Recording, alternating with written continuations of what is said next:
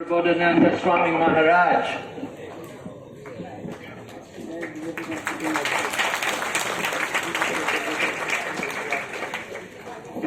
Can we have the devotees who are sitting over there? Can you move over here and join with us? Those devotees sitting in the temple, Hare Krishna. See, they're sitting talking to each other, not even listening. Somebody has to go there and you have to chase them. Just to add a little more about deity worship, Srila Prabhupada writes how it's the duty of grihasthas that they should install the deity in their home and they should worship the deity. You put the deity in your home, it's very helpful for you to remember that you're not the proprietor. You bring the deity into your home, make Krishna the proprietor of the home. Worship the deity. Deity worship is meant to be done by twice initiated devotees. You should be Brahman. You should be in the mode of goodness. If your home is not in the mode of goodness, it's not a good idea to install the deity in your home. So you should be in the mode of goodness, you should be Brahminical.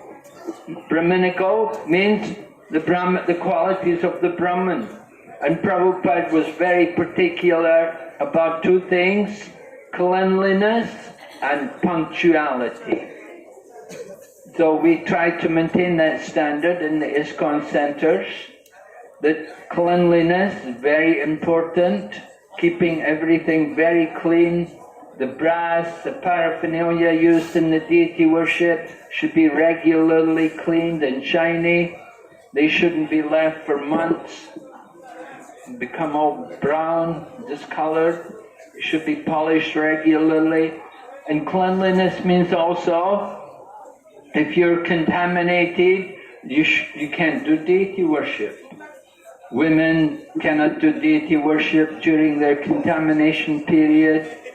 And men also have to bathe regularly, have to put on freshly laundered cloth to worship the deity. That's very important, the standards of deity worship.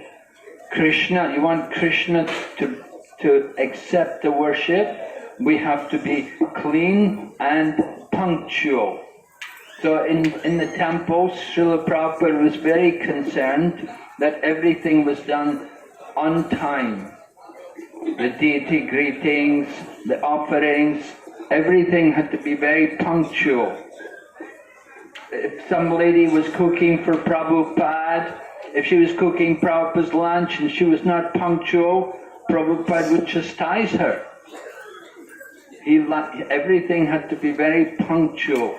And when the deities are properly worshipped with cleanliness and punctuality, then certainly Krishna will be there. Krishna will be present in the worship.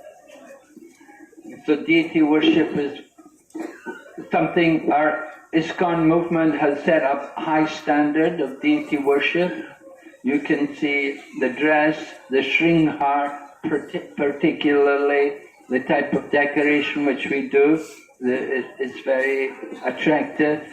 Many people appreciate the beauty of our ISKCON temples and the deities, how they're worshipped very nicely. Just very recently I had the opportunity to go to Ramuna, and in Ramuna they have the deity of Shirkara Gopinath. So Maharaj was speaking about Gopinath, and he was describing how there are the three deities, Madan Mohan, Govinda and Gopinath. So in Ramuna, the deity of Gopinath is there. It was the original deity of Ramuna. Madhavendra Puri had gone there, and at that time the deity had stolen a pot of sweet rice to give to Madhavendra Puri. And Chaitanya Charitamrita describes how the pujari in his dream was told that the deity personally told him that I've taken a pot of sweet rice, I want you to give it to my devotee Madhavendra Puri. So when the pujari had that dream, he woke up and he immediately went and took bath. In the middle of the night, he went to take bath because he'd been sleeping, he'd been laying down, resting, and he wanted to go and see if it was actually true, to see if the pot of sweet rice was actually there. So before he went into the temple room, he first of all took full bath, and then went into the temple and found that pot of sweet rice. So you can understand the mood of the pujari, that he was really a pure devotee. He was very strict about cleanliness. And you'll often find, just like when you go to Radha Govinda temple in Jaipur, they'll give out prasadam, but you put your hand out and they will drop the prasadam into your hand. They will not touch your hand. They're so strict about cleanliness. Sanatana Goswami was called by Lord Chaitanya Mahaprabhu. When Lord Chaitanya was residing in Jagannath Puri, one day he called for Sanatana Goswami to come and see him, and Sanatan came along the beach. He didn't come on the road in front of the temple, but he came along the hot sand. And because he came on the hot sand, his feet were all burned by the blazing heat of the sun. The sand was so hot. So Lord Chaitanya asked him, why did you come that way? Why didn't you come in front of the temple? You could have avoided walking on the hot sand. Sanatana Goswami said, I didn't want my impure body to touch any of the pujaris who are serving Lord Jagannath. That's the humility of Sanatana Goswami, that he considered that my body's contaminated, I'm low-born, I'm a fallen soul, and the people there, many of them are serving the deities. If I touch them, he said it would be very offensive on my part. I would contaminate them. I don't want to contaminate them because they're worshipping the deity. And so, how much high standards they have for deity worship. Jayapataka Swami told us how sometimes devotees come and ask about installing deities, but they haven't got second initiation yet. So Srila Jayapataka Swami Maharaj said, if you bring the deity without being twice initiated, then it's just like playing with a doll. It's not actually real deity worship, because you've not yet even come to the Brahminical platform. You're not fixed in the mode of goodness. So you're not actually really qualified to worship the deities. You should be Brahminical. You should have the Brahminical qualification. Then you can install the deity. Otherwise, just like playing with dolls. Okay, you're practicing.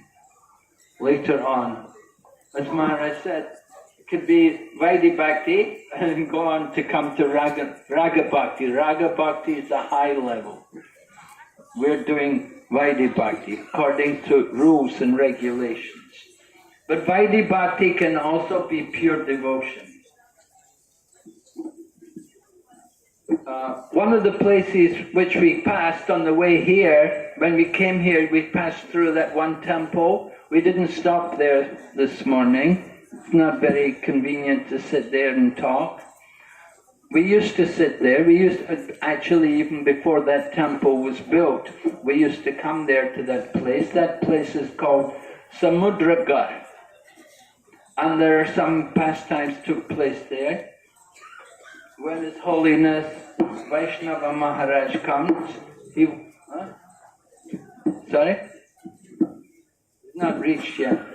Yeah, Vaishnava Maharaj comes, he's going to talk about Samudragar.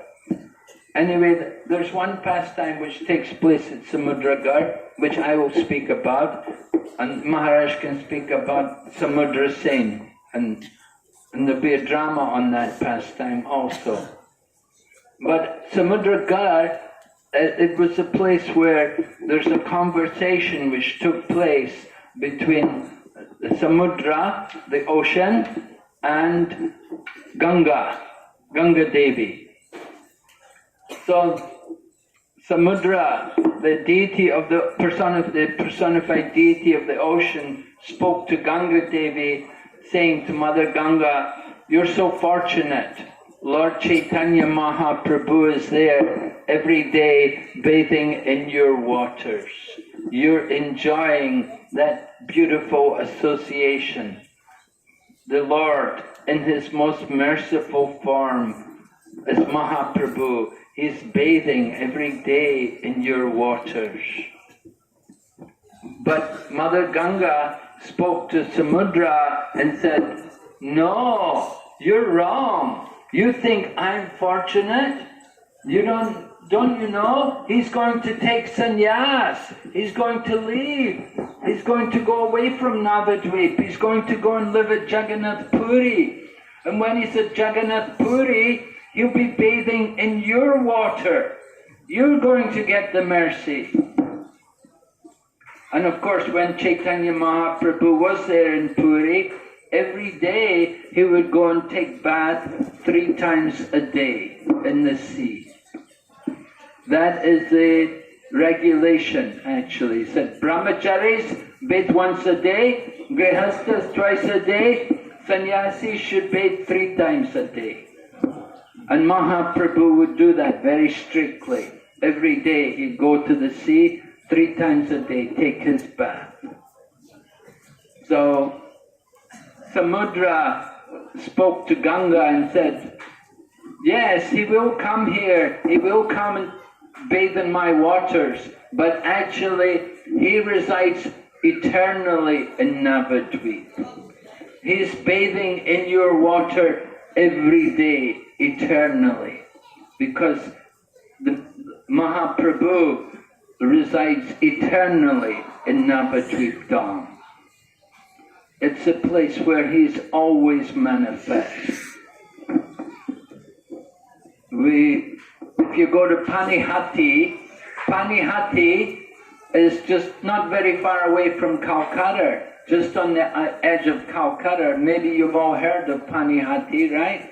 The Shiradahi festival. Raghunath had the Shiradahi festival from the order of Lord Nityananda.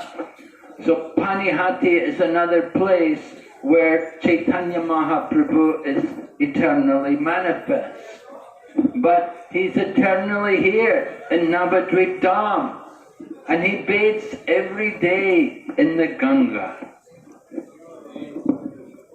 So this is the difference. There are holy places like tirthas, and there are dhams. The dham is the place where the Lord resides eternally. A tirtha is a place where a pastime took place, some event happened, some saint went there. Even in Srimad Bhagavatam, it is stated by Maharaj Yudhisthira, Bhavad Vidir Bhagavatas Tirtha Bhuta Swayam Vibho Tirti Kurvanti Tirtani Swantastena Gadabrataha. Maharaj Yudhisthira was glorifying Vidura. Vidura had gone to visit the holy places for many years, and then he came back to Hastinapur to deliver Dhritarashtra. So Maharaj Yudhisthira glorified Vidura, that Tirtha Kurvanti Tirtani. It is the presence of the devotee which makes the holy place. By the presence of the devotee, it became a holy place. So because Vidura had come to visit them, they said, "You've made this a holy place." So that's Tirtha. But Dham is different. Mayapur Dham, Navadvip Dham, Vrindavan Dham, the places where the Lord is residing eternally. The Lord is eternally present here. And Chaitanya Mahaprabhu, 500 years ago, in his manifest pastimes, he would also come here to Champahati and he would chant and dance and perform Sankirtan. So, who has not spoken yet? Tira Damodar Maharaj, Bhakti Tira Damodar Maharaj. So we'll hear from Bhakti Tira Damodar Maharaj.